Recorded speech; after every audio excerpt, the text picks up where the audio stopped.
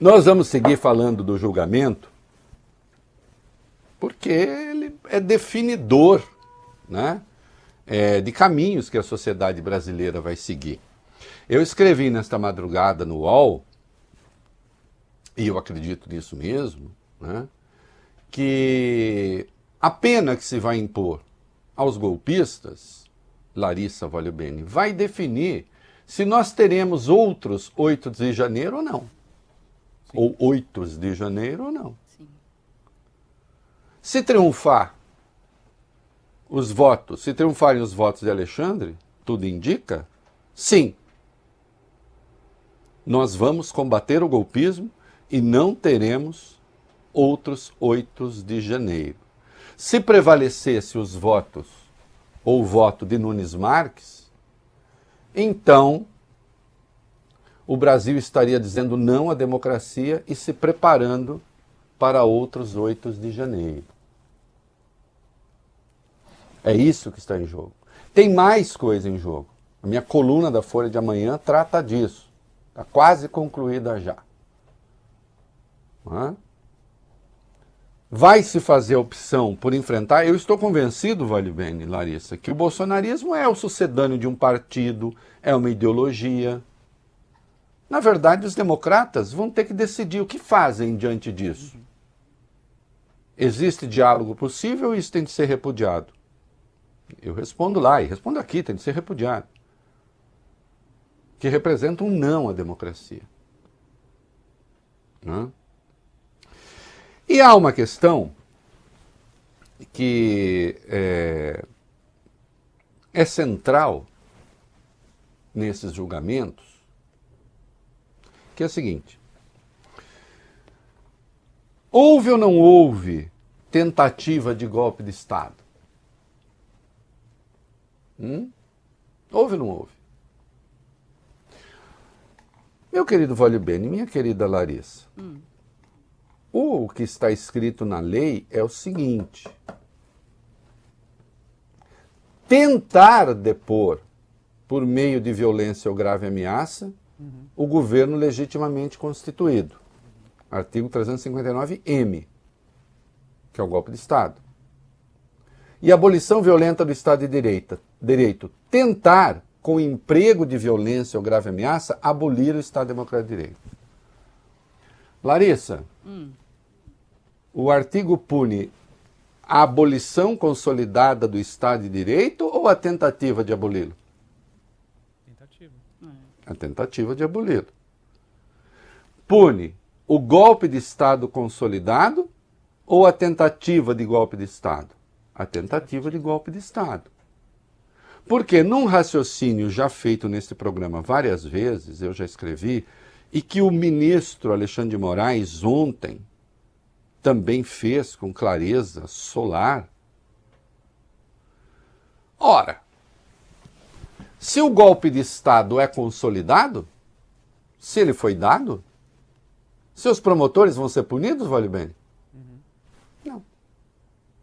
Se o Estado Democrático de Direito já foi abolido, aqueles que o aboliram serão punidos? Não. Os punidos seremos nós. Os punidos seremos os democratas. Então argumentar, como fez Nunes Marques, de um modo que eu considero, do ponto de vista dos fundamentos do direito, pusilânime, argumentar que o crime seria impossível, porque não haveria como, e porque, no fim das contas, prevaleceram a democracia e o Estado de Direito, então o crime não houve, é ignorar o que está escrito na lei. Ministros, juízes, podem, sim, interpretar leis de maneiras distintas. Votar contra a lei, não. Isto é, votar contra a letra da lei, não. Aí não pode, não. E a letra da lei diz: pune-se a tentativa de golpe de Estado, a tentativa de abolição do Estado de Direito. E se pune justamente a tentativa, porque se tentativa já não for, e o golpe se tenha consolidado e o fim do Estado de Direito também, punição não haverá. Então o que o ministro faz na prática é ignorar os artigos 359L e 359M do Código Penal. Reinaldo, ele tem o direito de dizer que não é crime o que a lei diz ser crime? Não, não tem não. E isso que eu estou falando não é uma divergência de hermenêutica, de interpretação. Tem a ver com o que está explícito no texto. E, portanto, isso marca um modo de enfrentar o golpismo. Ou você será condescendente com ele, e, portanto, você vai falar, tudo bem. Ou vai dizer, não, isso não pode. E aí, o Nunes Marques disse sobre o tal Aécio Lúcio, não, foi só mesmo dano ao patrimônio tombado, só isso, nada além. Isso me força a fazer uma pergunta, meus queridos. Ô, Valeu Bem, e se uma milícia chegasse lá, paralisasse, por exemplo, a sessão do Supremo, no caso do Aécio, ele estava no Congresso. Mas vamos no raciocínio do Nunes Marques, tanto faz. Então vamos lá, chega uma milícia, diz, não, vai parar essa sessão aqui, nós vamos ficar aqui, queremos que os ministros caiam fora daqui, mas não vamos quebrar nada não. Tá? Perceberam? Quer dizer que se essa gente não tivesse quebrado nada, não teria cometido crime nenhum? Faz sentido isso? Porque entendo, de verdade, o que o senhor Nunes Marques está fazendo, ele está fazendo um julgamento por antecipação. Ele sabe que o Bolsonaro vai sentar na cadeira dos réus. Vai demorar um pouco, mas ele sabe que vai. E ele já está antecipando um julgamento. Então esse é o momento em que nós temos de nos posicionar assim. Será condescendência com golpistas? Vamos considerar que eles têm direito de fazer o que fizeram? Ou que, na verdade, não tinham noção do que estava acontecendo? Ou vamos falar, isso não, quem fizer vai pagar caro, e, portanto, se está emitindo um sinal à sociedade. Não ousem atacar a democracia, não ousem atacar o Estado democrático de direito, ou vocês pagarão muito caro por isso. É isso que está sendo julgado, não é outra coisa. E aí, há sim, na medida do possível, as condutas individuais que estão sendo ali, quando identificadas, agora lembrando que esse foi um crime cometido por uma multidão, sim, coletivo, e que já temos jurisprudência firmada no STJ a respeito desse tipo desse comportamento. Não é? É isso que está sendo julgado, não é outra coisa.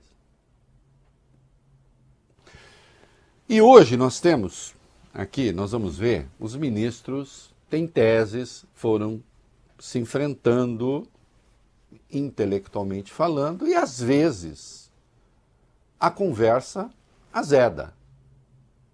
E é justo que seja assim, porque é preciso saber o que é que está em debate. Não é? E coisas espantosas aconteceram. Vocês vão ver. Quantas vezes, meninos, eu já fiz a brincadeira aqui que o sujeito confunde o Pequeno Príncipe do Saint-Exupéry com o Príncipe de Maquiavel. Muitas, vale bem? Muitas. Quantas vezes? Que eu faço como ironia. Uhum. Né? Um livro é uma história infantil em princípio, que aspira a ser uma espécie de norte moral sobre um príncipezinho que viaja pelas estrelas, cheio de bons sentimentos e bons pensamentos, etc. Tem até passagens que são notáveis. O outro, meus caros, talvez seja o livro de política mais importante escrito na história da humanidade por Maquiavel. Ele trata de como um príncipe conquista o poder, um governante, e como mantém esse poder.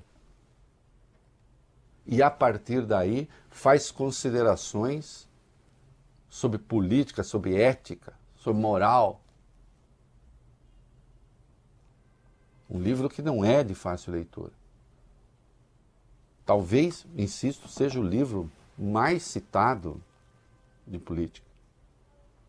Pois um advogado foi lá e confundiu as duas coisas. Numa evidência de que não sabia nem o que era uma, nem o que era outra. Porque nós temos advogados hoje que estão indo para fazer defesa de réus e que estão se lixando para os seus clientes.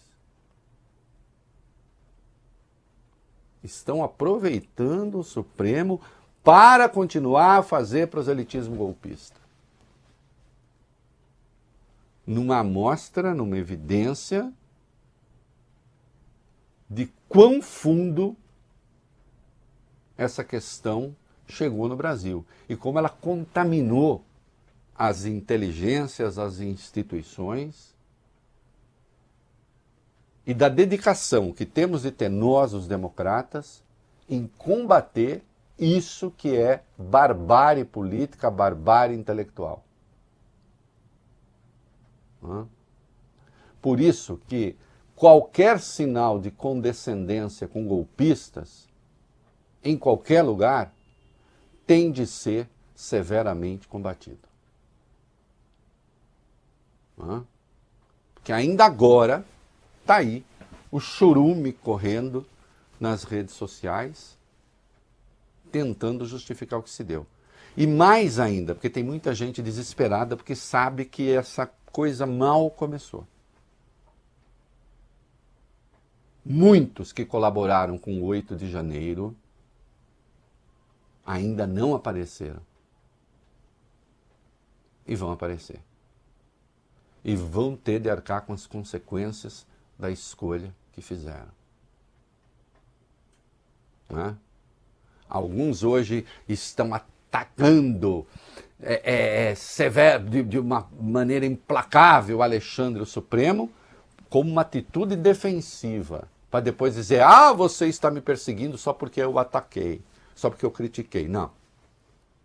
Não.